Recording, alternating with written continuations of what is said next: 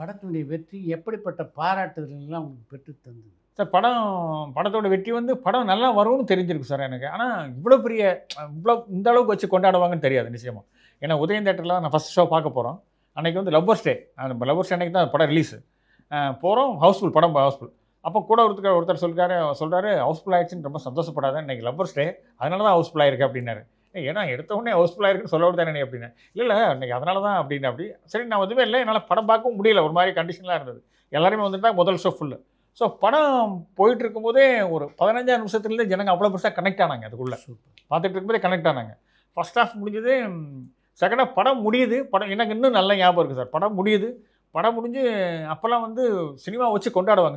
இந்த அளவுக்குலாம் வந்து வேறு இதெல்லாம் கிடையாது சார். யூடியூப் சேனல் அது இது கேசட்டு 3 டிவி அதெல்லாம் கிடையாது. தேட்டரில் அவசியமாக படம் பார்ப்பாங்க அந்த டைமில். பட் படம் முடிஞ்சுட்டு வெளியே வரோம். பிளாக்லாம் பயங்கரமாக டிக்கெட் ஓடுற டைம் அது. நான் தேட்டரை விட்டு வெளியே வந்தால் இன்னும் ஞாபகம் இருக்குது. வெளியே வந்தால் ஒரு அம்மா அங்கேருந்து ஓடி வராங்க. ஓடி வந்து கண்ணன் நீ தான் டேரக்டரா அப்படின்னுங்க. அதனால் ஆமாம்மா அப்படின்னா கண்ணெல்லாம் கண்ணீராக இருந்தது. டக்குன்ட்டு தப்பாக எடுத்துக்காத அப்படின்ட்டு கண்ணத்தை பிடிச்சி ஒரு கிள்ளி இழுட்டாங்க. கிட்ட சொல்லுவாங்க, உன்னால் வந்து நாளையிலேருந்து நான் பிளாக்கில் ஓட்டி நிறைய துட்டு சம்பாதிப்பேன் கண்ணு அப்படின்னு சொன்னாங்க. நீ நல்லா படம் எடுத்துக்கிற அப்படி சொல்லிட்டு ரொம்ப ஒரு மாதிரி ஸ்லாகிச்சாங்க. எனக்கு அப்படியே நெர்வஸ் ஆகிடுச்சு. ஒரு சினிமா இவ்வளோ நாள் கஷ்டப்பட்டது, ரோட்டில் நின்னது, அலைஞ்சது, சாப்பாட்டுக்கு இல்லாமல் இருந்தது, நிறைய அவமானப்பட்டது, அசிங்கப்பட்டது எல்லாமே அந்த அம்மா அந்த கண்ணத்தை பிடிச்சி கிள்ளின உடனே எல்லாம் போயிடுச்சு. அது அவ்வளோ பெரிய சினிமா அதானே சார். அது அவ்வளோ தூரம் கஷ்டப்பட்டதுக்கு வந்து அந்த அம்மாவுடைய அந்த இது இருக்கு இல்லையா, அவ்வளோ அழகாக யாருன்னே தெரியாது, அவ்வளவு ஸ்லாகிச்சாங்க. ஸோ இப்போ கூட அடிக்கடி நினைப்பேன், நம்மளை வச்சு இப்படி கொண்டாடினாங்களே, நம்ம வந்து லைஃப்பில் நிறைய விஷயத்த விட்டுட்டோமே, இழந்துட்டோமேன்ற வருத்தம் இருக்கும். நான் திருப்பி எந்திரிச்சு வந்ததுக்கு காரணம் அதான். அன்றைக்கி முதல்ல அந்த அம்மா கண்ணத்தை பிடிச்சி கிள்னதான் வந்தானான்னு தெரியல. பட் இந்த மாதிரி நிறைய பேருடைய எமோஷனல் தான் என்னை மறுபடியும் இப்படி உட்கார வச்சிருக்கு. இல்லைன்னா மறுபடியும் எனக்கு இதெல்லாம் தாண்டி வேறு நிறைய படங்கள் பண்ண முடியும் நம்பிக்கை இருக்குது சார். நிச்சயமாக அதுக்கு சினிமாவுக்கு உண்மையாக இருந்துட்டால் சினிமா விடவே செய்யாது. அதை நான் ஒவ்வொரு நாளும் அனுபவிக்கிறேன். நீ உண்மையாக இருந்துட்டால் அதோட விடவே செய்யாது. ரெண்டாவது அன்றைக்கே நம்மளால் கிட்ட கொடுக்க முடிஞ்சது சார். இன்றைக்கி வந்து சினிமா ரொம்ப ஈஸியாக தான் சார் இருக்குது. ரைட்டிங் தான் இங்கே பிரச்சனை. நீ சரியாக எழுதிட்டே அப்படின்னா அந்த படம் ஹிட்டு. எல்லாரையும் கனெக்ட் பண்ண வச்சுட்டா பெரிய ஹிட்டு சார். இன்றைக்கி எடுத்துக்கங்க சார். இன்றைக்கி இப்போ ரிலீஸ் ஆன படம் டூரிஸ்ட் ஃபேமிலி. ஆனால் அந்த படம் ரெட்ரோ ரிலீஸ் ஆகும்போது தேட்டரில் அவ்வளோ பெரிய கூட்டம் அந்த படத்தை காணும், நச்சுட்டாங்க. ஏன்னா ஒரு அவ்வளோ பெரிய படம் வரும்போது அந்த படத்தை யாருன்னே தெரியல. டூரிஸ்ட் ஃபேமிலியே காணும். ஒரு 2 நாளைக்கு ஒன்றுமே இல்லை. ஆனால் 2 நாளைக்கு அப்புறம் அந்த படத்தை வச்சு இன்றைக்கி கொண்டாடுறோம்ல டூரிஸ்ட் ஃபேமிலியில். அதுக்கு முன்னாடி சசிகுமார் சார் நடித்த எந்த படத்தையும் யாரும் பெருசாக பார்த்துடல. ஒரு புது பையன், சின்ன பையன் அப்படின்றதுனால இல்லை சார். இந்த புத்தியில் வந்து சின்ன புத்தி பெரிய புத்தி இல்லை சார். புத்தி தான் உண்மை. அதில் வந்து இன்னைக்கு புதுசாக வந்து ஒரு ஜெயிச்சிருக்காருன்றதுக்காக பழைய ஆளுங்கள்லாம் ஜெயிக்க முடியாது. அதெல்லாம் கிடையாது. அதெல்லாம் ஒத்துக்க முடியாது. சின்ன யூத் கையில் சினிமா யார் கையிலையும் போகல. சினிமா திறமை இருக்கிற கையில் இருக்குது. சினிமா வந்து சின்னவங்க கையில், யூத்து கையில் போயிடுச்சு, பெரிய ஆளுங்க கையில் இல்லை அப்படிலாம் கிடையாது சார். நாளைக்கு நீங்கள் ஒரு ஹிட்டு கொடுத்தீங்கன்னா உங்களை வச்சு கொண்டாடும். இந்த வெற்றி தான் முக்கியம். அது சின்ன வயசில் கொடுக்குறாங்களா பெரிய வயசுக்காரங்க கொடுக்குறாங்களா இல்லை, ஹிட்டு நீ கொடுத்தீங்கன்னா பார்ப்பாங்க, அவ்வளோதான். ஸோ அது வந்து கனெக்ட் ஆச்சு இல்லை சார் நமக்கு. அதில் ஒரு 4 சீன் கனெக்ட் ஆச்சு இல்லை. அங்கே ரத்தம் இல்லாமல், ஒரு டபுள் மீனிங் டயலாக் இல்லாமல், பக்கெட்டாக வந்து அடிச்சு ஊற்றாமல், டபுள் மீனிங் டயலாக் இல்லாமல், சத்தம் இல்லாமல் ஒரு அழகான படம் பார்க்க தானே சார் செய்கிறாங்க. ஸ்கிரிப்ட் தான் சார். ஒரு கதை அப்படின்றது சினிமாவுக்கான கதைன்னு ஒன்று இருக்கலாம் சார். இப்போ டூரிஸ்ட் ஃபேமிலியாக எடுத்துக்கிட்டிங்கன்னா கதைன்னு பார்த்தீங்கன்னா சாதாரணமான ஒரு விஷயம் தான் சார். அது அந்த கடைசியில் சொல்லக்கூடிய அந்த வார்த்தை இருக்குல்ல சார், அந்த ஒரு விஷயத்துக்கு வந்து யார் அங்கே அகதி அப்படின்னு கேட்குறது இருக்குல்ல சார், அது வந்து நம்ம பெருசாக கனெக்ட் பண்ணிடுதுல சார். ஆமாம். சமீபத்தில் வந்து எல்லா படங்களுமே சார் பெரிய பொருட்செலவு, பெரிய பட்ஜெட்டு, இப்போ பெரிய ஆர்டிஸ்ட்டு அதெல்லாம் இல்லை சார். ஒரு நடிகன், ஒரு ஐடென்டிட்டியாக ஒரு ஆள் இருந்தால் ஓகே. பட் இல்லைனாலுமே நீ சினிமாவை கரெக்டாக எடுத்துட்ட அப்படின்னா ஒரு 2 நாள் கூட ஆளே கூட வராமல் இருப்பாங்க சார். 12 பேர் கூட ஷோக்கு வரலாம். ஷோ கேன்சல் ஆகுது கூட விட ஒரு 6 பேர் 7 பேர் கூட பார்க்கலாம். அந்த 7 பேர் அந்த ஷோவில் பார்த்துட்டு ஓகேன்ட்டானா அந்த படம் வேறு சார். சூப்பர். அதில் எந்த மாற்று கருத்துமே இல்லை. மற்றபடி இங்கே பிஸ்னஸ் சைடு ப்ரமோஷனு, சரி பெரிய பெரிய படங்களுக்கு எவ்வளோ ப்ரமோஷன் பண்ணுறாங்க, ஏன் நிற்கலை, எங்கெல்லாம் என்னெல்லாம் பண்ணுறாங்க. பட் ஆனால் படம் ஜனங்க போய் சொல்கிறது இருக்குல்ல சார், படம் எப்படி இருக்குன்றதை வெளியே போய் சொல்கிறது இருக்குல்ல, அந்த டாக் தான் பெரிய டாக். அது கடைசியாக ப்ரூவ் பண்ணுறது டூரிஸ்ட் ஃபேமிலி தான் சார். Correct sir. வணக்கம் சார். வணக்கம் சார். மணிகண்டன் குமாரபாளையத்துலேருந்து பேசுகிறேங்க சார். சொல்லுங்க மணிகண்டன். நாகராஜ் சார் வணக்கம். நீங்கள் சித்ரா சார்கிட்ட ஒரு பேட்டி கொடுத்துருந்தீங்களா? ஆமாம் ஆமாம் ஆமாம் ஆமாம் ஆமாம். உங்களோட மொத்த வாழ்க்கை வரலாறையும் நீங்கள் ஒப்பிச்சிட்டீங்க. ஆமாம் ஆமாம், கண்டிப்பாக கண்டிப்பாக. வாழ்ந்த விதம், நீங்கள் ஏன் இன்னும் சக்ஸஸ்ஃபுல்லாக வர முடியல, எல்லா விஷயத்தையும் நீங்கள் அதை சொல்லிட்டீங்க. ஆமாம். ஆனால் இவ்வளோ அனுபவத்தையும் சேர்த்து வச்ச நீங்கள் வந்து நீங்கள் ஒரு நல்ல படம் ஒன்று இயக்கி நீங்கள் மறுபடியும் ஒரு வெற்றி கொடுக்கணுங்கிறது என்னோட ஒரு ஆசை. கண்டிப்பாக. அவ்வளோ அனுபவம் நீங்கள் வச்சிருக்கிறீங்க. வாழ்க்கை உங்களுக்கு நிறைய கற்றுக் கொடுத்துருக்குது. நீங்களும் வாழ்க்கையில் நிறைய கற்றுக்கிறீங்க. அதனால நீங்க வந்து இப்போ ஒரு நல்ல கதை ஒண்ணு தேர்ந்தெடுத்து நீங்க ஒரு மறுபடியும் ஒரு நல்ல இயக்குனருங்கிறத நீங்க நிரூபிக்கணும் சார். கண்டிப்பாங்க, கண்டிப்பா. அடுத்த மாசம் ஷூட் சார், அடுத்த மாசம் ஷூட். அப்படிங்களா சார்? அடுத்த மாசம் ஆரம்பிச்சிடும், 4 மாசத்துல தியேட்டருக்கு வந்துடும். அவசியம் பாருங்க. மறுபடியும் நீங்க நல்ல நிலைமைக்கு வரணுங்க சார். கண்டிப்பா, கண்டிப்பா, கண்டிப்பாங்க. சார்கிட்ட நீங்க கொடுத்த பேட்டி இருக்கு இல்லைங்களா, அத வந்து உங்களோட வாழ்க்கையோட ஒவ்வொரு விஷயம் எந்த ஒரு ஒளிவு மறைவும் இல்லாம இந்த அளவுக்கு எல்லாம் யாரும் வந்து நான் இப்படி பண்ணேன் இப்படி இருந்தேன்னு யாரும் பேட்டி கொடுக்க மாட்டாங்க. அவ்வளவு ஒரு ஒளிவு முறை இல்லாம எல்லா விஷயத்தையும் நீங்க வந்து சார்கிட்ட சொன்னதை நாங்க வந்து பார்த்தோம். சார் அப்படி கேட்டாரு, எனக்கு சார் முன்னாடியே தெரியும். சாரோட இன்டர்வியூக்கு அப்புறம் தான் நான் அவ்வளவு பெருசா ரீச் ஆனேன். கண்டிப்பா சார். அதுக்கு முன்னாடி நீங்க வந்து உங்களை யாருமே தெரியாது சார். நீங்க வந்து கௌதம் வாசுதேவன் சார் கிட்ட நீங்க வேலை செஞ்சது இந்த விஷயம் எல்லாம் யாருக்குமே தெரியாது. நீங்க தினந்தோறும் ஒரு படம் எடுத்தீங்க, அதுக்கப்புறம் நீங்க எங்க ஆளையே காணோம்னு எல்லாம் தேடிட்டு இருந்தப்போ சார் உங்களை பிடிச்சி இந்த தமிழ்நாட்டுக்கு அருமைப்படுத்திருக்கிறார் மறுபடியும். கண்டிப்பா, கண்டிப்பா, கண்டிப்பா. அவரோட இன்டர்வியூ பார்த்தேங்க சார். ரொம்ப நேர்மையா எந்த ஒரு ஒளிவு முறை இல்லாம அந்த பேட்டி கொடுத்துருந்தீங்க. அது மாதிரி நீங்க ஒரு நல்ல படம் ஒண்ணு இயக்கி நீங்க மறுபடியும் மேல வரணுங்கிறது என்னோட ஒரு ஆசை. கண்டிப்பா, கண்டிப்பாங்க, கண்டிப்பா. நல்ல நிலைமைக்கு வரணுங்க சார். Okay, okay, okay. மறுபடியும் அந்த எந்த கெட்ட பழக்கமும் இல்லாம நீங்க நல்ல நிலைமைக்கு வந்து நல்ல ஒரு இயக்குனருங்கிற பேர் வாங்குங்க சார். அதான் என்னோட ஆசை. கண்டிப்பாங்க, கண்டிப்பா. தேங்க்யூ. நன்றி சார். ஓகே, நன்றிங்க, நன்றி. இப்போ நீங்கள் கதை எழுத வந்தபோது உங்களுக்கு ரோல் மாடலாக இருந்தது யார்? நாம் ஒரு கதாசிரியராகவும் இயக்குனராகவும் இந்த ஆள் மாதிரி ஜெயிக்கணும், இந்த இயக்குனர் மாதிரி ஜெயிக்கணும்னு யாரெல்லாம் ரோல் மாடலாக இருந்தாங்க நாகராஜுக்கு? ஒருத்தர்னு இல்லை சார், ஒரு 4-5 பேர் இருப்பாங்க. யார்? பாக்யராஜ் சார், பாரதி ராஜா சார், மணி சார், இவங்க தான் சார். இதுக்குள்ளே தான். ஏன்னா அந்த டைமில் வேற இவங்க இருந்தாங்க. பட் ஒவ்வொருத்தர்கிட்ட இருந்து ஒவ்வொரு விஷயம் எடுத்துக்க முடிஞ்சது சார். சின்ன சின்ன விஷயங்கள் ரொம்ப ஆச்சரியப்பட வச்சது. உதாரணமாக இன்னும் என்னென்னா, அது யார் என்ன ஒரு மண்வாசனை எடுத்துங்களா சார். இப்போ முதல்ல மண்வாசனை வந்து பார்க்கும்போது சாதாரணமான டைம் பார்க்குறோம். அதில் ஒன்றுமே இருக்காது. அதில் வந்து ஒரு சின்ன விஷயம் இருக்கும். இது ஒரு இயக்குனருக்கான இந்த படத்துக்குள்ள ஒரு விஷயம், ஒரு லைஃப்பில். அதில் வந்து முத்துப்பேச்சி அப்படின்ற ஒரு பொண்ணவை ரவிதி அதில் அறிமுகம் பண்ணுறாங்க. முத்துப்பேச்சி மாமன் மேலே வந்து ரொம்ப உயிராக இருக்கக்கூடிய பொண்ணு. மாமன் தான் உலகம், எல்லாமே மாமன் தான் அப்படின்னு நினைக்கக்கூடிய ஒரு ஆள். அதில் ஒரு சீனில் ஒரு சின்ன பதிவு வரும். நாளைக்கு காலையில் வீரனை வந்துடுவான், நாளைக்கு காலையில் ஊர்லேருந்து வீரனை வரான். இது ஒரு கதையாக இல்லை, ஒரு இயக்குனராக ஒரு படமாக பார்க்கும்போது நாளைக்கு காலையில் வீரனை வந்துடுவான்னு சொன்னோடனே வீரனுடைய அம்மா வந்து அவங்க பாட்டு தூங்கிட்டு இருப்பாங்க, அந்த ஊர் தூங்கிட்டு இருக்கும், அந்த பொண்ணு மட்டும் உட்காந்துட்டு இருப்பா. நாளைக்கு காலையில் வீரனை எப்போ வரப்போறான்றதுக்காக வெயிட் பண்ணிட்டு இருப்பான். சினிமாவுக்கான லாங்குவேஜ் அந்த படத்துக்குள்ளே அவள் உட்காந்துட்டே இருப்பாள். காலையில் தான் வரப்போகிறான், ஆனால் உட்காந்துட்டு அங்கேயும் பார்த்துக்கிட்டே இருப்பாள். பொழுது விடிஞ்சதுக்கு அப்புறம் தான் வருவான். என்ன பண்ணுதுன்னே தெரியாது. பொழுது விடியறதுக்கு முன்னாடி கிராமங்களில் வந்து பொழுது விடினா அந்த சேவல் தான் போகணும். அவன் பார்த்துட்டே இருப்பான். ஒரு சேவல் வந்து ஒரு சின்ன வைக்கல் போகிற முன்னாடி நின்றுட்டு விடிஞ்சிடாதான், பொழுது எப்போ முடியும் அப்படின்றதுனால உட்காந்துட்டே இருப்பான். அப்புறம் என்ன பண்ணுதுன்னே தெரியல. சேவல் கோவனா தான் பொழுது விடின்ட்டு ஒரு கல் எடுத்து சேவல் மேலே எறிவான். அது கத்துறமுன்னே கோழி குவிரிச்சு எல்லாரும் எந்திரிங்க. இதெல்லாம் வந்து அந்த படம் பார்க்கும்போது அவனுக்கு அப்படி சிலுத்து போச்சு அந்த இடம். ஒரு ஒரு ஆளோட ஃபீல் எந்த அளவுக்கு இருக்குது. ஒரு ஒரு பொண்ணு வெயிட் பண்ணிட்டு சரி இதுக்கு கோவனா தான் கரெக்டுன்றது அதை எழுத்து. அப்புறம் எல்லாரும் அலர்ட் ஆகணும்னா அது மேலே ஒரு கல்லதுக்கு போட்டுட்டு போகிறது இருக்குல்ல. இது சினிமா. அவர்கிட்ட இருந்து நிறைய அந்த படத்துலேருந்து நிறைய கற்றுக்க முடிஞ்சது. சின்ன சின்ன விஷயங்கள். அப்போவே ஒரு யார் அவர் பாண்டியன், யார் அவங்க? சினிமா அன்னைக்காவது பெருசாக வளர்ந்துருக்கு சார். இன்னைக்கு பெருசாக வளர்ந்துருக்குது.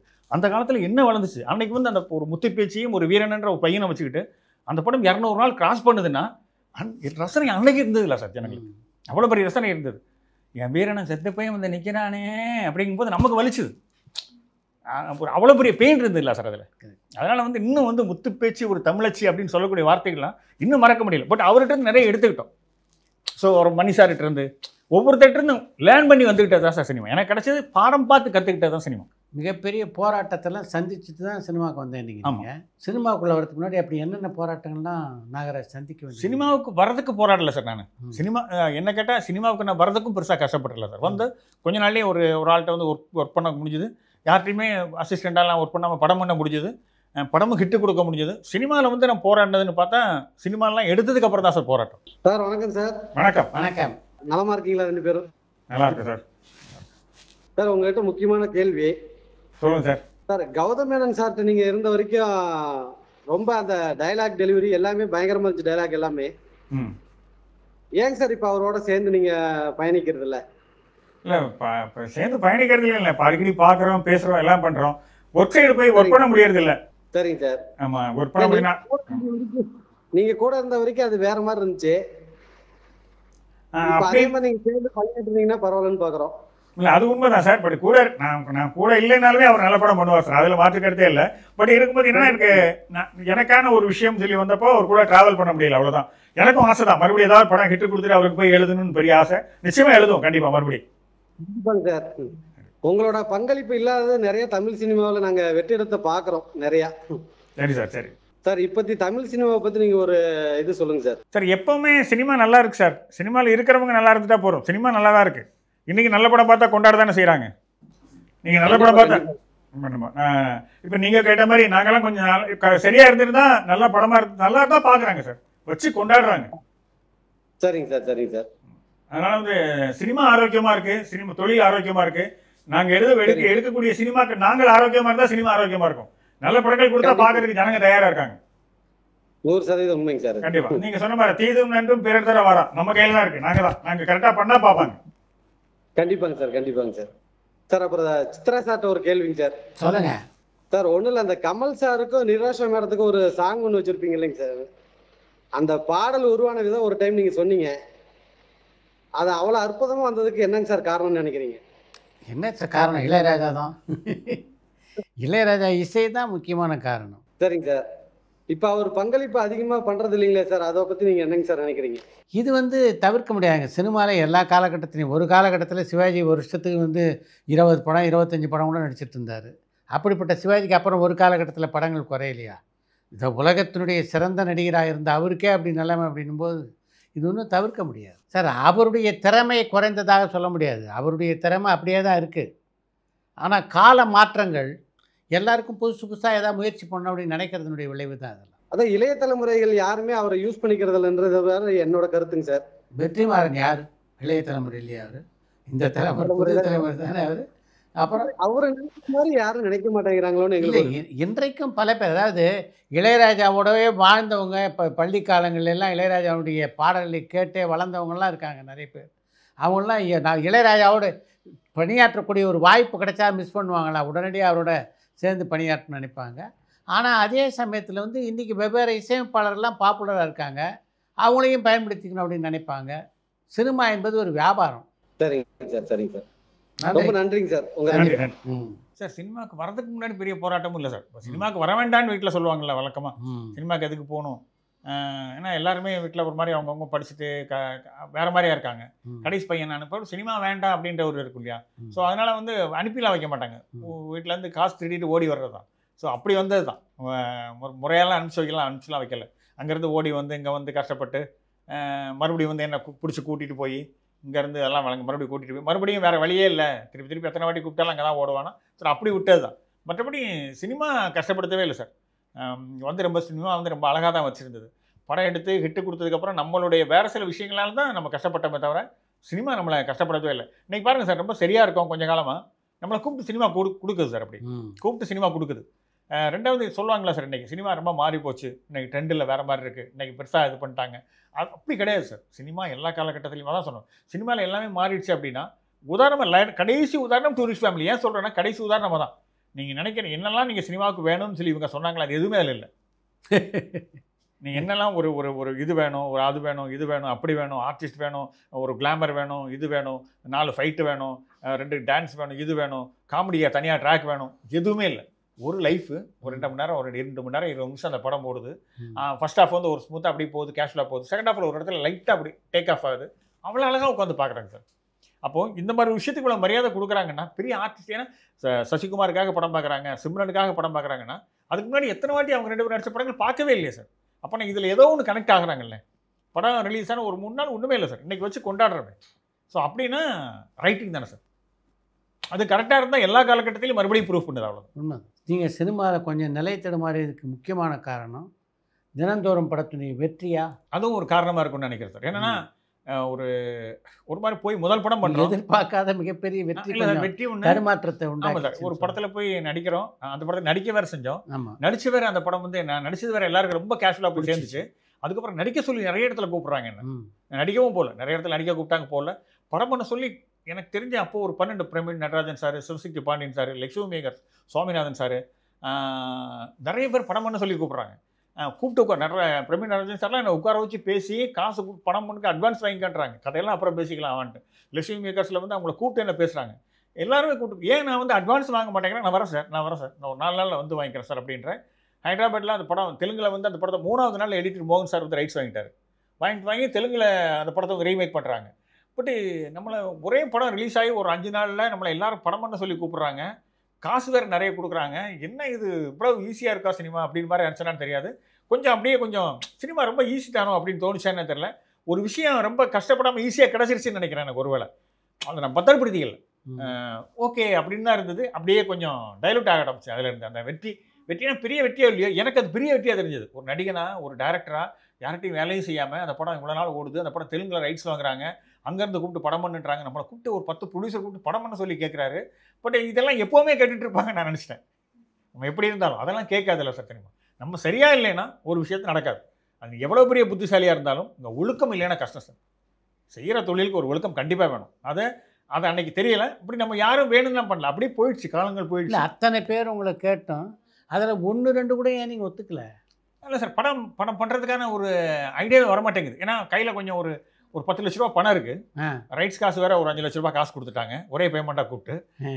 எங்கிட்ட கொஞ்சம் பணம் இருக்குது, ஒரு 10 லட்ச ரூபா கையில் காசு இருக்குது, ஒரு 28 வருஷத்துக்கு முன்னாடி கையில் ஒரு 10 லட்ச ரூபா காசு இருக்குது, நம்மளை படம் பண்ண சொல்லி கூப்பிட்டு இருக்கிறாங்க போது பண்ணிக்கலாம் ஒன்றும் பண்ணிக்கலாம். இங்கே போகிற திருச்சியில் அண்ணா இருந்தார், திருச்சியில் போய் உட்காந்துருக்கிறது, வேறு ஏதாவது உட்காந்து எழுதுறது யோசிக்கிறது. ஆனால் படம் பண்ண சொன்னால் போகிறதில்ல, அப்படியே ஒரு மாதிரி போதை போட்டு ஒரு மாதிரி இருந்துட்டோம்.